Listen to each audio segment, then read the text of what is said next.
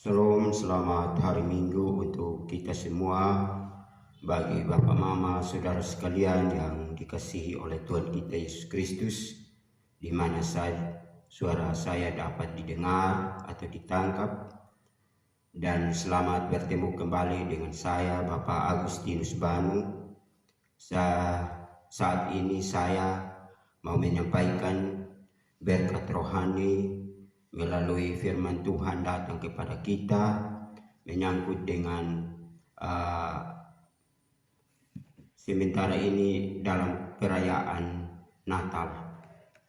Dan saat ini Bapak Mama Saudara sekalian, saya mau menyampaikan kepada kita selamat Natal dan akan menjelang tahun baru yang akan datang. Dan saat ini Bapak Mama yang ingin saya mau sampaikan kepada kita satu firman Tuhan sesuai dengan saat ini yang kita lakukan adalah firman Tuhan di dalam Lukas 2 ayat 1 hingga ayat yang ke-20. Dan di sini saya akan membacakan bagi kita Bapak Mama Saudara sekalian yang dikasihi oleh Tuhan kita Yesus Kristus. Lukas 2 ayat 1 hingga ayat yang ke-20 berbunyi demikian. Kelahiran Yesus. Pada waktu itu Kaisar Agustus mengeluarkan suatu perintah menyuruh mendaftarkan semua orang di seluruh dunia. Inilah tanda pendaftaran yang pertama kali diadakan sewaktu Quirinius menjadi wali negeri di Syria. Maka pergilah semua orang mendaftarkan diri masing-masing di kotanya sendiri. Demikian juga Yusuf pergi dari kota Nazaret ke Galilea, ke Yudea, ke kota Daud yang bernama Bethlehem, karena ia berasal dari keluarga dan keturunan Daud, supaya didaftarkan bersama-sama dengan Maria tunangannya yang sedang mengandung. Ketika mereka di situ, tibalah waktu bagi Maria untuk bersalin, dan ia melahirkan seorang anak laki-laki, anaknya yang sulung, lalu dibungkusnya dengan lampin dan dibaringkan di dalam palungan karena tidak ada tempat bagi mereka di rumah penginapan. Gembala-gembala. Di daerah itu ada gembala-gembala yang tinggal di padang menjaga kawanan ternak mereka pada waktu malam. Tiba-tiba berdirilah seorang malaikat Tuhan di dekat mereka, dan kemuliaan Tuhan bersinar meliputi mereka, dan mereka sangat ketakutan. Lalu kata malaikat itu kepada mereka, "Jangan takut, sebab sesungguhnya aku memberitakan kepadamu kesukaan besar untuk seluruh bangsa. Hari ini telah lahir bagimu juru selamat, yaitu Kristus Tuhan di kota Daud. Dan inilah tandanya bagimu, kamu akan menjumpai seorang bayi dibungkus dengan lampin dan terbaring di dalam palungan." Dan tiba-tiba tampaklah bersama-sama dengan malaikat itu sejumlah besar bala tentara sorga yang memuji Allah, katanya, "Kemuliaan bagi Allah di tempat yang maha tinggi, dan damai sejahtera di bumi di antara manusia yang berkenan kepadanya."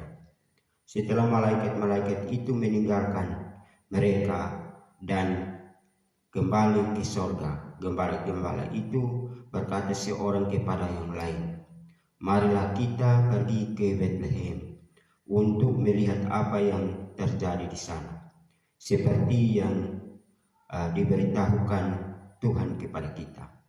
Lalu mereka cepat-cepat berangkat dan menjumpai Maria dan Yusuf dan bayi itu yang sedang terbaring di dalam palungan.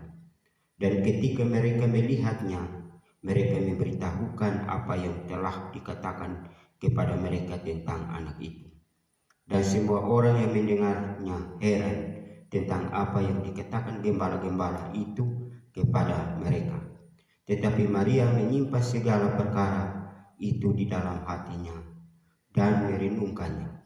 Maka kembalilah gembala-gembala itu sambil memuji dan memuliakan Allah karena segala sesuatu yang mereka dengar dan mereka lihat semuanya sesuai dengan apa yang telah dikatakan kepada mereka. Demikian pembacaan firman Tuhan bagi kita pada saat ini, dan dikatakan berbahagia adalah kita yang mendengar firman Tuhan dan mau memelihara di dalam sisa kehidupan kita. Baik, sekali lagi Bapak Mama Saudara sekalian, selamat hari Minggu untuk kita semua. Dan saat ini saya mau menyampaikan berkat rohani ini, hanya saya soroti ayat yang ke-11. Dan ayat yang ke-11 dia bilang begini: hari ini telah lahir bagimu juru selamat, yaitu Kristus Tuhan di kota Daud.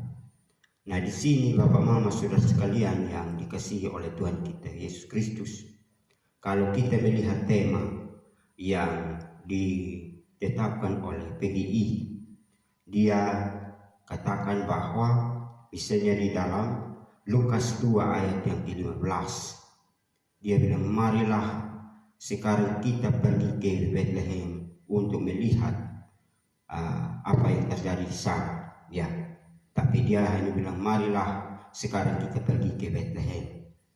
Jadi Bapak Mama Saudara sekalian yang dikasihi oleh Tuhan kita Yesus Kristus, di sini sementara ini kita melayani atau merayakan atau memperingati perayaan Natal, yang mana Natal artinya kelahiran, dan Yesus Kristus Tuhan kita, yang mana kita memperingati kelahirannya di Bethlehem. Tetapi kita tidak tahu lahirnya tanggal berapa. Ingat bahwa tanggal 25 bukan artinya tanggal kelahiran Yesus Kristus. Kita tidak tahu entah Yesus lahir tanggal berapa. Tetapi kenapa kok kita harus merayakan tanggal 25? Karena itu penyembahan berhala. Tanggal 25 itu adalah penyembahan berhala. Mereka pada waktu itu orang-orang yang menyembah dewa matahari. Maka itu tepat pada tanggal 25. Sehingga mereka sudah percaya Yesus, tetapi mereka masih menyembah dewa matahari itu. Nah, maka itu bapak-bapak gereja kita mengalihkan tanggal 25 itu ke tanggal kita lebih baik kita menyembah Tuhan kita Yesus Kristus daripada kita pergi menyembah dewa matahari, dewa kesisian itu. Ya, jadi maka itu Bapak Mama Saudara sekalian yang dikasihi oleh Tuhan kita Yesus Kristus, sementara ini kita merayakan atau memperingati kelahiran Yesus Kristus. Tetapi yang kita memperingati ini bukan dalam arti Yesus baru mau lahir. Yesus sudah lahir dari 2000-an tahun yang lalu. Ya, dan kita punya iman ini, iman Yesus yang sudah lahir, bukan Yesus baru mau lahir bagi kita. Tidak.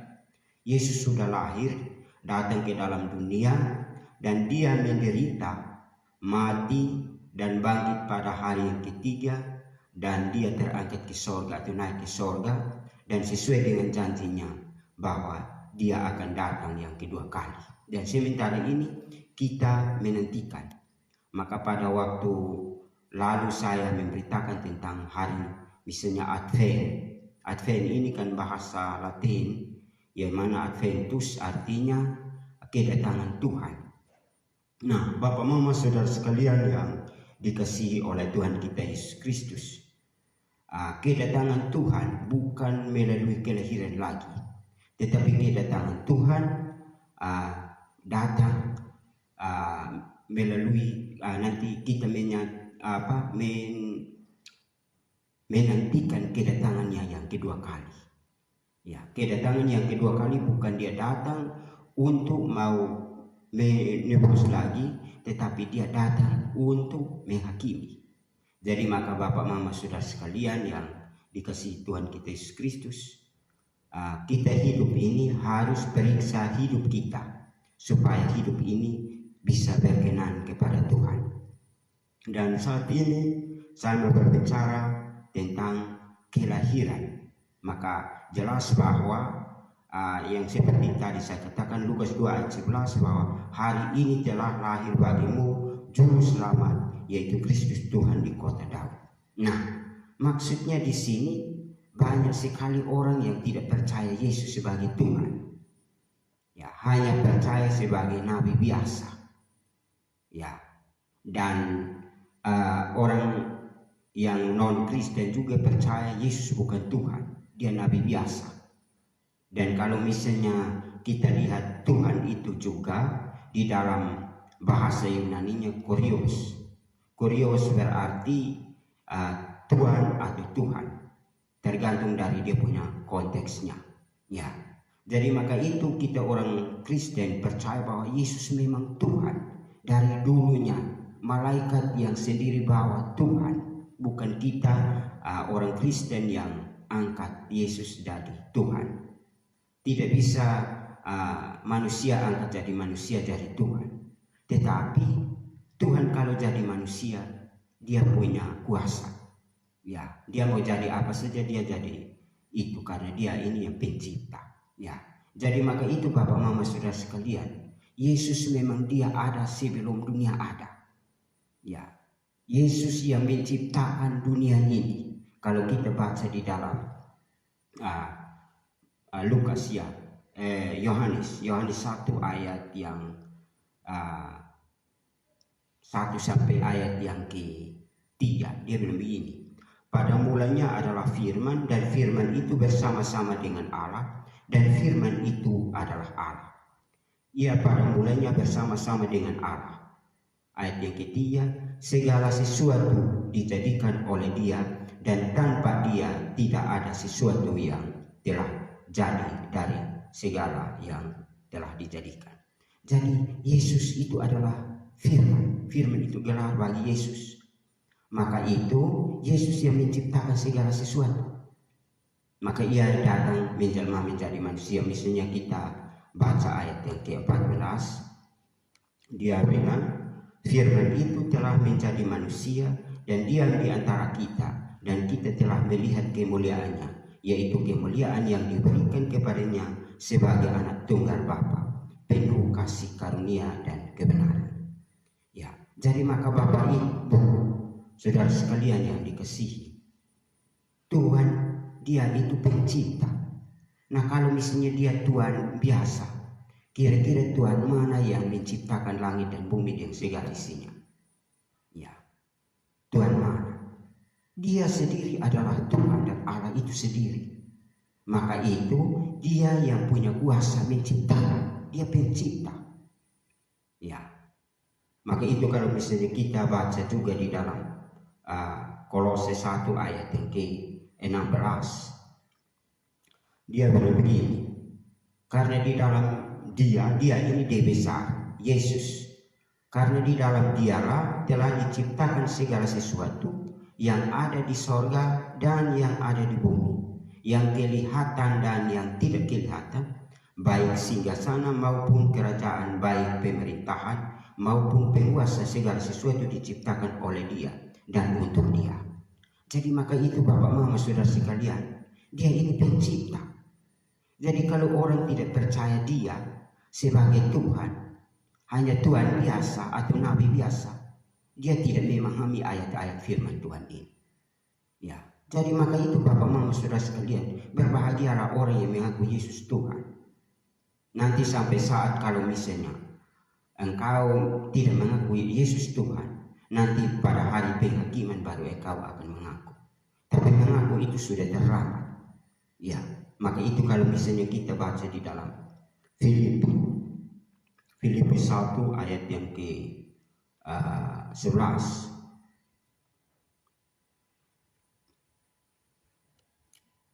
Ya, saya lihat Filipi dulu.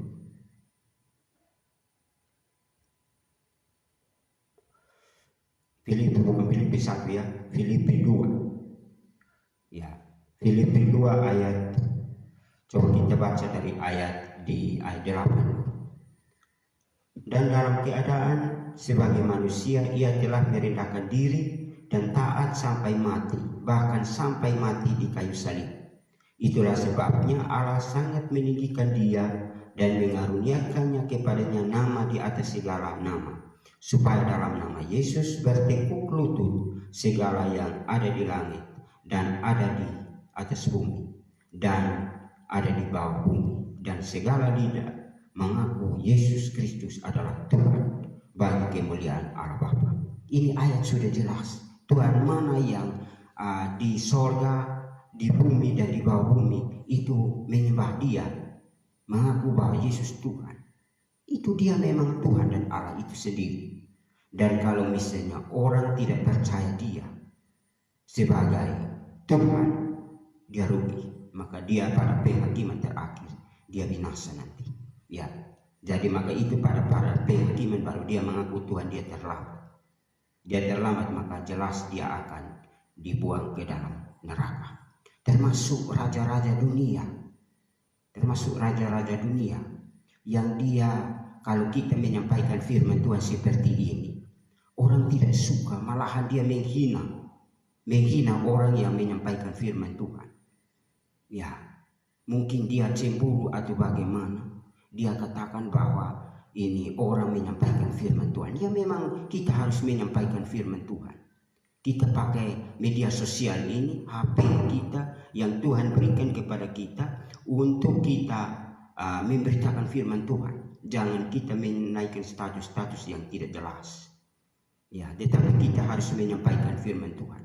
Karena firman Tuhan bilang kita memuliakan Tuhan dengan harta kita. Saya baca satu ayat di dalam Amsal 3 ayat yang ke-9. Muliakanlah Tuhan dengan hartamu. Itu bagian A saja. Ya, jadi maka itu harta yang kita peroleh itu, muliakan Tuhan. Ya, maka itu apa yang kita pikirkan di dalam kehidupan kita muliakan Tuhan. Ya, misalnya contoh lagi dalam pertama Korintus, ya, 10 ayat yang ke-31. Aku menjawab, jika engkau makan atau jika engkau minum atau jika engkau melakukan sesuatu yang lain, lakukanlah semuanya itu untuk memuliakan Allah. Jadi ini kita pakai segala sesuatu yang ada pada kita untuk memuliakan Tuhan. Kita jangan pakai yang lain-lain. Maka itu kita memberitakan firman, pakai HP kita dan lain-lain untuk memberitakan firman. Tapi orang tidak suka. Bahkan saya memberitakan sekarang ini, orang sementara menghina. Tapi ingat bahwa saya bacakan engkau satu firman Bapak Mama di dalam Yohanes 12 ayat 48. Dengar baik-baik ini firman Bapak Mama. Barang siapa menolak aku dan tidak menerima perkataanku, ia sudah ada hakimnya, yaitu firman yang telah kukatakan, itulah yang akan menjadi hakimnya pada akhir zaman. Jadi maka itu Yesus katakan kepada orang-orang Yahudi, mereka menganggap berkuasa, mereka anggap itu lebih penting, ya, tidak menghiraukan, tidak menerima firman Tuhan, menghina, menolak orang yang memberitakan. Maka itu raja-raja dunia, hati-hati.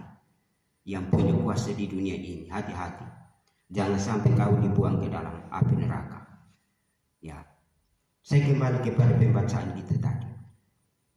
Kelahiran Yesus yang tiap tahun yang kita merayakan itu, bukan saja kita mau merayakan atau memperingati, tetapi ini adalah kita harus koreksi pribadi kita. Maka waktu yang lalu saya khotbahkan ayat ini, saya berikan tema, hanya tema kecil, lahir 2 kali mendatangkan kehidupan, tetapi lahir 1 kali mendatangkan kematian. Mengapa sehingga saya katakan demikian Bapak Mama Saudara sekalian? Karena lahir 2 kali itu penting. Lahir secara jasmani dan lahir lagi secara rohani. Jadi maka itu Bapak Mama Saudara sekalian yang dikasihi oleh Tuhan kita Yesus Kristus, yang dimana percakapan Nikodemus dengan Yesus di dalam Yohanes 3 ayat yang ketiga. Karena ayat yang kedua dia begini, ia datang pada waktu malam kepada Yesus dan berkata, Rabi, kami tahu bahwa engkau datang sebagai guru yang diutus Allah, sebab tidak ada seorang pun yang dapat mengadakan tanda-tanda yang engkau adakan itu jika Allah tidak menyertainya. Ayat yang ketiga, Yesus menjawab, katanya, aku berkata kepadamu, sesungguhnya jika seorang tidak dilahirkan kembali, ia tidak dapat melihat kerajaan Allah. Jadi Bapak Mama Saudara sekalian yang dikasihi oleh Tuhan kita Yesus Kristus, maka kita harus lahir 2 kali, bukan 1 kali. Kalau lahir 2 kali, mendatangkan kehidupan yang kekal. Tetapi hanya lahir 1 kali saja, itu mendatangkan kematian.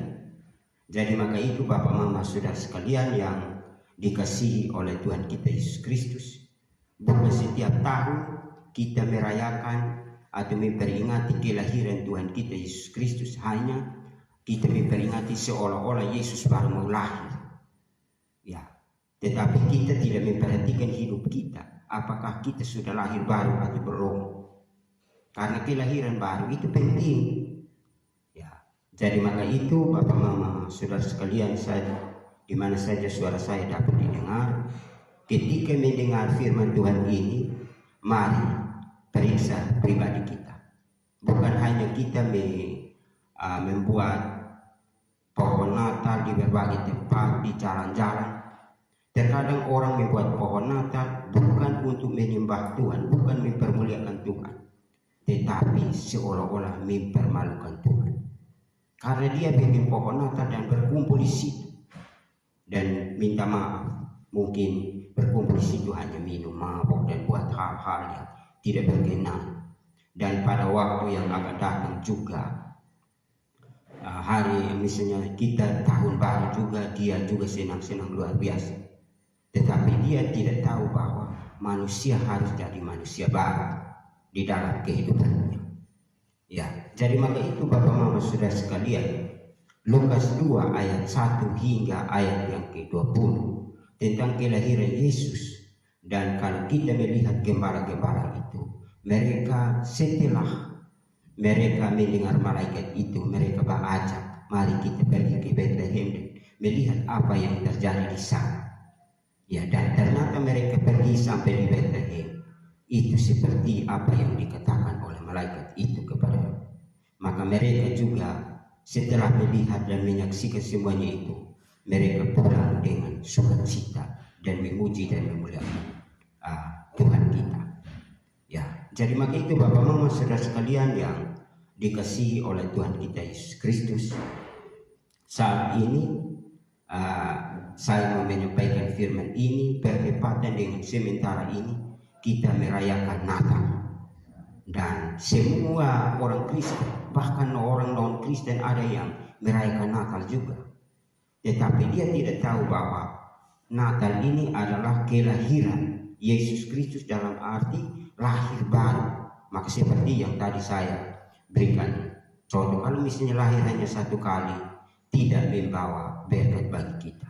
Tetapi kalau misalnya lahir 2 kali, maka kita memperoleh kehidupan yang kekal pada waktu Yesus datang yang kedua kali nanti. Ya, jadi maka itu jangan sia-siakan waktu yang sisa ini bagi kita Bapak Mama. Kita tidak tahu kapan kita mati. Tetapi ingat bahwa kematian datang dengan tiba-tiba. Dan firman Tuhan di dalam Ibrani 9 ayat 27 bahwa manusia itu ditetapkan mati 1 kali. Setelah itu dihakimi. Dan penghakiman kalau mati, napas putus, sudah ada penghakiman. Dan kalau misalnya kau sia-siakan mengisi waktu yang ada ini dengan buat hal-hal yang tidak baik, termasuk misalnya minum mabuk dan mati dalam kemabukan, ingat bahwa tidak menyelamatkan. Hanya dua tempat yang kita pergi, kalau bukan di sorga di neraka, kalau bukan di neraka di sorga. Tapi di sorga bagi orang yang percaya. Ya, jadi maka itu Bapak Mama Saudara sekalian, kalau firman Tuhan katakan bahwa hari ini telah lahir bagimu juru selamat, yaitu Kristus Tuhan di kota Daud, hari ini juga engkau melahir barukan dirimu, supaya jangan datang pencuri Tuhan datang seperti pencuri dan tiba-tiba jatuh ke atasmu sebagai suatu jerat. Saya bacakan ayat perbandingan 1 ya, Lukas 21 ayat yang ke-34. Dia bilang begini, jagalah dirimu supaya hatimu jangan syarat oleh pesta pora dan kemabukan serta kepentingan-kepentingan duniawi, dan supaya hari Tuhan jangan dengan tiba-tiba jatuh ke atas dirimu seperti suatu jerat. Jadi maka itu kita harus lihat hidup kita. Jangan sampai kita merayakan dengan pesta pora dan mabuk-mabukan, akhirnya kedatangan Tuhan seperti pencuri, itu sepertinya suatu jerat yang menjerat kita. Ya, jadi maka itu Bapak Mama, saya bacakan ayat-ayat ini supaya kita harus memperhatikan. Lalu misalnya di dalam Wahyu juga, Wahyu 3 ayat yang ketiga. Ya, karena itu ingatlah bagaimana engkau telah menerima dan mendengarnya, turutilah itu dan bertobatlah, karena jikalau engkau tidak berjaga-jaga, aku akan datang seperti pencuri, dan engkau tidak tahu apa pada waktu manakah aku tiba-tiba datang kepadamu. Dia datang seperti pencuri. Jadi kalau misalnya Bapak Mama tidak mau bertobat, hati-hati. Karena kedatangan yang kedua kali ini bukan datang untuk menyelamatkan atau menebus kita lagi. Penebusan sudah selesai di atas kayu salib, dan dia sudah bilang selesai. Tetapi ingin untuk menyalibkan Yesus Kristus yang kedua kali, itu nanti akan sendiri tahu. Ingin menghujat-hujat, kita menyampaikan firman Tuhan sepertinya orang tidak suka menghujat-hujat. Ingat seperti tadi firman Tuhan Yohanes 12 ayat 48, sudah ada hakimnya. Firman itu yang ada hakimnya dan yang akan menghakimi pada akhir zaman. Jadi jangan main-main.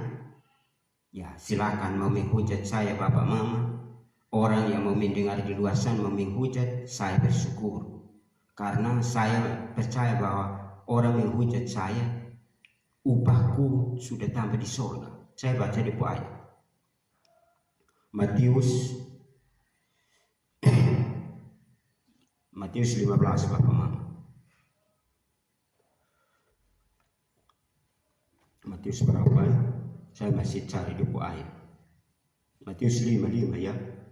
5 ayat 11 12. Ya, saya baca. Matius 5 ayat 11 12. Berbahagialah kamu jika karena aku kamu dicela, dianiaya, dan kepadamu difitnahkan segala yang jahat. Bersukacitalah dan bergembiralah, karena upahmu besar di sorga. Sebab demikian juga telah dianiaya nabi-nabi yang sebelum kamu. Ini saya senang Bapak Mama. Saya setelah baca ayat ini, kalau orang sementara saya memberitakan firman Tuhan dan orang tidak suka dan menghujat-hujat firman ini, saya senang. Saya punya upah tambah di sorga. Silakan menghina, menghujat Bapak Mama. Kau katakan bahwa kau ini hebat, kau penguasa di dunia, tapi ingat kau akan menderita di sana kalau kau tidak bertobat. Karena pertobatan ini penting. Ya, sebenarnya kita menyampaikan firman Tuhan seperti ini, kau bisa menerimanya dengan sukacita dan aminkan. Tetapi kalau kau menghina, itu tandanya bukan anak Allah tetapi anak iblis. Maka Yesus katakan kepada orang-orang Yahudi di dalam Yohanes 8 ayat 44. Saya baca di buku ayat dulu. Jangan sampai. Yohanes 8 ayat 44 ya. Dia bilang begini, iblislah yang menjadi bapakmu dan kamu ingin melakukan keinginan-keinginan bapamu. Ia adalah pembunuh manusia sejak semula dan tidak hidup di dalam kebenaran, sebab di dalam dia tidak ada kebenaran. Apabila ia berkata dusta, ia berkata atas kehendaknya sendiri, sebab ia adalah pendusta dan bapa segala dusta. Ya, jadi maka itu Bapak Mama Saudara sekalian, kalau siapa yang tidak mau menerima firman dan dia menghujat-hujat, ini adalah anak iblis. Anak iblis yang tidak mau menerima firman dengan baik. Dia menghujat, menghina, apalagi orang-orang mau menyampaikannya. Dia menghujat orang-orang juga.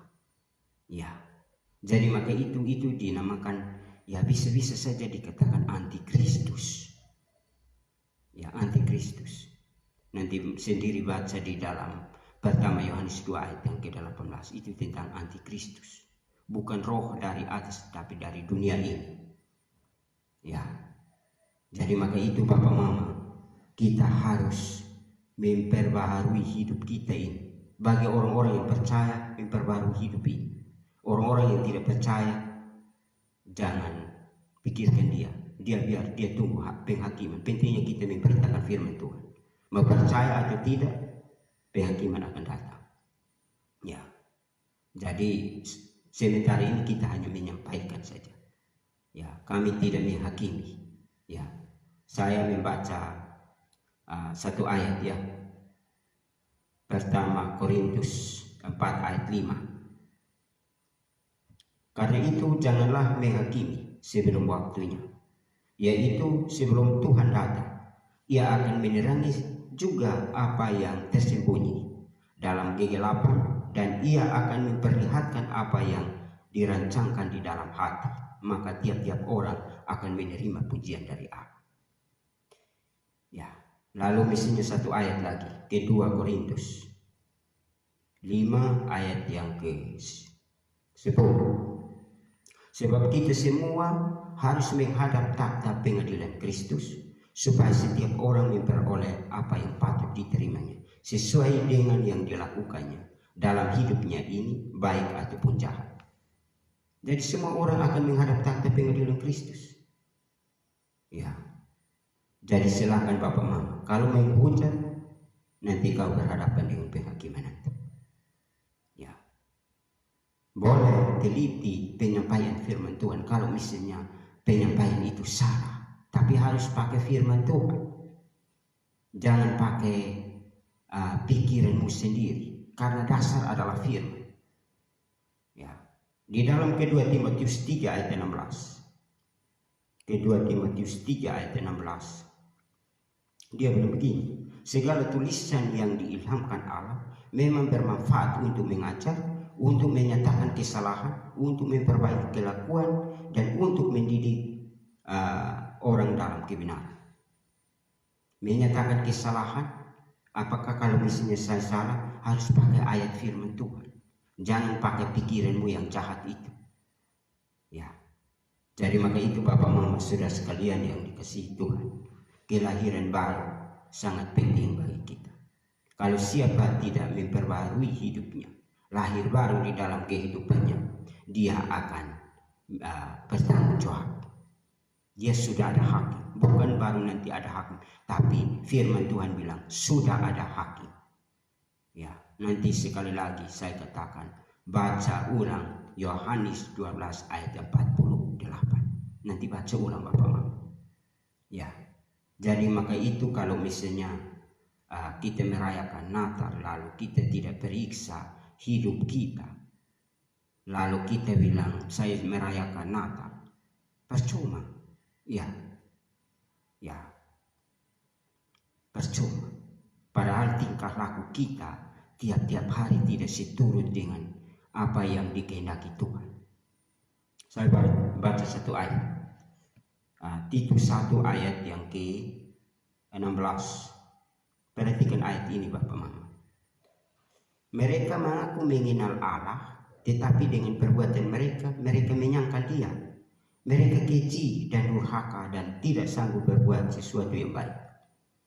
Jadi orang-orang yang mengaku bahwa dia mengenal Allah, dia merayakan Natal, tetapi di firman ini bilang perbuatan mereka menyangkal dia. Mereka katakan bahwa saya merayakan Natal, tetapi kok perbuatan mereka minum mabuk dan seterusnya, hanya menolak dia, menyangkal dia, mempermalukan Tuhan. Ya, jadi maka itu kita harus orang Kristen yang benar, orang Kristen yang sungguh-sungguh. Saya tidak katakan kepada non-Kristen, karena non-Kristen ini mereka punya kepercayaan lain. Kalau misalnya Tuhan panggil mereka, pasti mereka juga sama percaya seperti kita. Tapi kalau Tuhan tidak panggil mereka, pasti mereka juga ikut mereka punya iman, percaya. Ya, hanya orang Kristen yang sejati yang percaya kepada Yesus Kristus, itulah yang dikatakan orang pilihan sebelum dunia dijadikan. Maka pada waktu yang lalu saya berbicara banyak tentang doktrin predestinasi Allah. Doktrin predestinasi itu adalah Tuhan mempunyai orang-orang pilihan dari mulanya sebelum dunia dijadikan. Misalnya kita baca dalam Efesus 1 ayat 4 dan kedua Tesalonika 2 ayat yang ke-13. Dipilih dari mulanya untuk diselamatkan. Ya. Maka itu kalau misalnya orang yang berbuat jahat, orang yang mengaku bahwa dia orang Kristen tapi dia berbuat jahat sampai mati dalam kejahatannya, curiga saya kemungkinan dia bukan orang beriman, dia orang hanya Kristen KTP. Ya, dan orang seperti itu dia mati tetap. Firman Tuhan bilang mati nanti masuk neraka nanti kalau dia tidak percaya. Ya, jadi maka itu Bapak Mama saudara sekalian yang dikasihi oleh Tuhan kita Yesus Kristus. Firman Tuhan yang saya baru saja saya membacakan bagi kita dan saya memberitakan kepada kita. Kita harus kembali periksa diri kita. Jangan hanya merayakan Natal, membuat pohon-pohon Natal dan membakar lilin dan lain sebagainya, tetapi tidak periksa dia punya dirinya sendiri. Dia hanya periksa jasmani saja. Seperti yang Nikodemus dengan Yesus. Kalau kita lihat tadi itu Yohanes 3, Nikodemus dia hanya berpikir secara jasmani, padahal dia pengajar Yahudi, pengajar Israel. Ya, tetapi kok dia tidak mengerti tentang apa yang Yesus katakan. Bukan lahir secara jasmani, bukan memasuk kembali kepada di dalam rahim ibumu, tetapi apa yang dilahirkan daging adalah daging, apa yang dilahirkan roh adalah roh. Maksud roh, Yesus katakan itu roh, hidup kita. Ya, jadi maka itu waktu lalu saya memberikan tema yaitu lahir dua kali menerima kehidupan, tetapi lahir satu kali menerima kematian. Ya, lahir satu kali itu hanya keluar dari kandungan ibu, lalu dia tidak bisa berbuat sesuatu lagi. Tetapi yang lahir dua kali, dia keluar dari rahim ibu dan dia berusaha lahir baru di dalam batinnya atau rohnya. Ya, jadi maka itu Bapak Mama saudara sekalian, saya setelah merenungkan banyak ayat, saya mengambil kesimpulan, memang orang-orang yang telah dipilih untuk diselamatkan, Tuhan bekerja bersama dengan dia, dan dia walaupun dia sesat, Tuhan cari dia sampai dapat. Seperti domba yang hilang, kalau kita baca Matius 18 ayat 12. Domba, seorang tuan mempunyai 100 ekor domba, satu yang hilang dia tinggalkan 99 dan cari yang satu sampai dapat. Karena apa? Domba itu orang pilihan. Kalau Tuhan tidak cari dia dan menemukan dia, pemilihan Allah itu gagal. Maka dia cari sampai dapat domba, sehingga penghakiman terakhir nanti kalau kita baca di dalam Matius 25 ayat 30 dan 31, ayat 31-32, dia akan membagikan dua bagian besar, domba di bagian kanan dan kambing di bagian kiri. Saya baca di buku ayat ya, supaya kita jangan hanya omong doang saja. Ya, Matius 25 ayat 31-32. Ini perikopnya penghakiman terakhir. Apabila Anak Manusia datang dalam kemuliaannya dan semua malaikat bersama-sama dengan dia, maka ia akan bersemayam di atas tahta kemuliaannya. Lalu semua bangsa akan dikumpulkan di hadapannya, dan ia akan memisahkan mereka seorang daripada seorang, sama seperti gembala memisahkan domba dari kambing. Ya, dan ia akan menempatkan domba-domba di sebelah kanannya dan kambing-kambingnya di sebelah kirinya, dan seterusnya. Ya, jadi pada penghakiman, orang-orang pilihan itu akan menempatkan di bagian kanan Yesus Kristus. Sedangkan orang-orang yang biar dia orang percaya, dia orang Kristen, tidak percaya, menempatkan dia di bagian kiri. Dan dia akan sengsara di sana. Ya, jadi maka itu Bapak Mama saudara sekalian yang dikasihi oleh Tuhan kita Yesus Kristus, firman Tuhan datang kepada kita, kelahiran Kristus Yesus Tuhan kita. Saya percaya bahwa saya punya Tuhan Yesus Kristus, dia Tuhan dari sononya, karena bukan manusia yang angkat manusia dari Tuhan, tetapi Tuhan yang jadi manusia. Tuhan karena malaikat yang sendiri bawah, yaitu hari ini telah lahir bagimu, yaitu Kristus Tuhan di kota Daud. Bukan kita yang angkat Yesus dari Tuhan, tapi Tuhan yang menjadi manusia. Ya, jadi maka itu Bapak Mama saudara sekalian, mudah-mudahan apa yang saya sampaikan ini bermanfaat bagi kita. Mau percaya atau tidak, silakan. Karena Paulus katakan di dalam pertama Korintus 3 ayat yang ke-6, dia bilang, aku menanam, Apolos menyiram, tetapi yang bertumbuh adalah hanya terletak pada Tuhan saja. Kami memberitakan, mau terima atau tidak, itu sendiri yang akan Tuhan yang tahu. Karena firman Tuhan di dalam Yohanes 6 ayat 44, tidak ada seorang pun yang datang kepadaku kalau ia tidak ditarik oleh Bapa.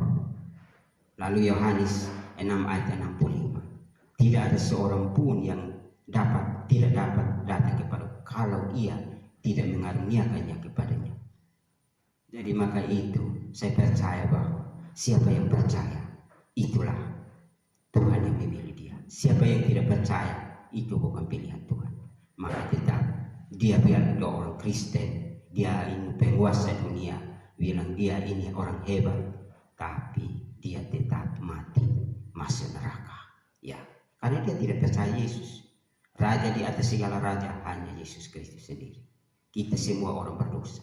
Saya orang berdosa, tapi Tuhan memanggil saya sebagai anak Tuhan, bukan anak setan tetapi anak Tuhan, untuk saya memberitakan firman Tuhan. Siapa mau percaya, tidak percaya, itu urusan dengan Tuhan. Mungkin itu yang bisa saya sampaikan, dan mudah-mudahan apa yang saya sampaikan ini bermanfaat untuk kehidupan kita, dan lagi berapa hari kita akan masuk dalam tahun 2025. Mudah-mudahan kita memperbarui hidup kita supaya baru juga. Mungkin begitu saja, dan sekian, terima kasih dan shalom.